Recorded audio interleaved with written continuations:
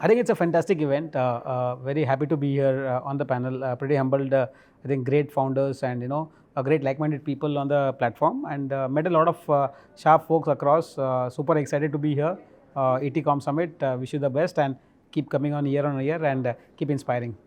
See, 10 years before, there was nothing called as a D2C once the D2C thing started, where brands got a taste of how to reach the customer directly and conveniently and cost effectively, there has been a plethora of brands which have been launched. And also with D2C, with their own website trying to launch, there is no entry barrier. Earlier, trying to build a brand in FMCG segment, you have to build distribution, build, hire maybe 500,000 people, try to build offline stores. But with D2C, it all becomes simple. You just have to launch a website and create a great product and a packaging and try to work on brand communication. So I think with the D2C, the entry barrier is lowered. But again, the competition has increased, trying to be relevant, because there's so many brands now. The cost of being there, cost of advertising, return on ad spend has gone down, and so the competition is more trying to be on survival than launching, because launching is very easy, the entry barrier is low, but sustaining there, and that only requires if you can have a great product and a great brand communication.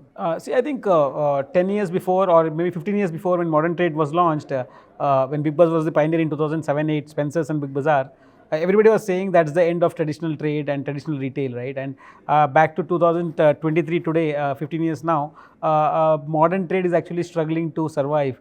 You see a lot of big brands are not able to survive, not able to make it profitable, and the industry has pretty much skewed to through 2-3 modern trades like Reliance and dmart and a couple of others. So overall, but still the traditional trade is flourishing. Even today, 88-90% of the business is offline and more traditional in place. So I firmly believe that traditional business will be the mode going forward, even for brands like us, brands like Happilo and other brands in the FMCG segment. I think they have to focus on building a strong offline business, strong distribution in the offline to scale up the business, and also parallelly, try to leverage more on the D2C and the e-commerce side. I think it's a fantastic model, quick commerce, because today's customer is evolved so much that the patience level is very low, and the impulse is very high. And earlier, people used to plan well. The purchases were planned, the families were bigger, and they were bringing things in bulk and trying to store it at home and then use it.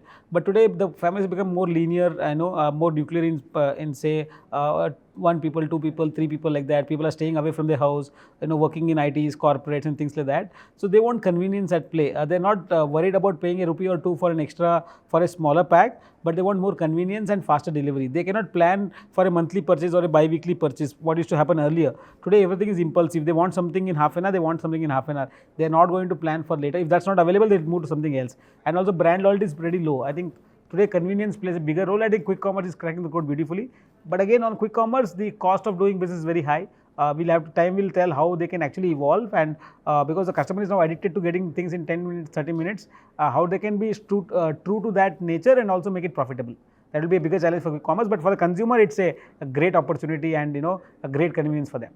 I think for us, the 0 to 1 journey was all about the founder trying to pull it through. But 1 to 10, we built a great team. But now 10 to 100, we are only depending on technology and our wide distribution to grow the business. We have actually launched our own stores. We have 10 retail stores in India today, largely focused on 3 metro cities: Bangalore, Mumbai, and Delhi. But we have plans to open a lot of smaller format stores. For us, the important key thing is how do we build traditional distribution pan India. I think we have scaled well on e-commerce across multiple platforms. But again, there's a lot of scope to grow on e-commerce, because e-commerce is growing at a good pace, 15-20% year on year. I believe that e-commerce and traditional trade are the 2 big things which we want to focus on, and also work on building our own stores, which works like understanding the consumer better, providing more customized services. We launch a lot of gifting opportunities for the festive season. So I think this all gives a great platform to showcase our products, because we have a long range of products. And technically in e-commerce or modern trade, or or even traditional trade, you don't have so much shelf space. So that's why we open our own stores and try to explore how we can make the customer try our new products, do some sampling, and make him learn more about the brand and the product itself.